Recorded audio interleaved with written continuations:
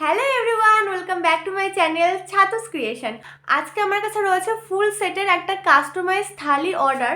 তো এই থালিগুলো আমরা বিয়েবাড়ি, অন্নপ্রাশন, জন্মদিন এইসবের জন্য করে থাকি। তো আজকে থালিটা রয়েছে বার্থডে স্পেশাল। তো চলো তোমাদের সঙ্গে পুরো ভিডিওটা শেয়ার করা যাক।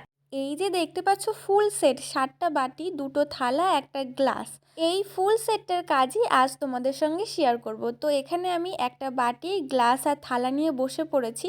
প্রথমেই ভালো করে ধুয়ে সিরিজ কাগজ দিয়ে ঘষে উঁচু নিচু জায়গাগুলো সমান করে নিতে হবে।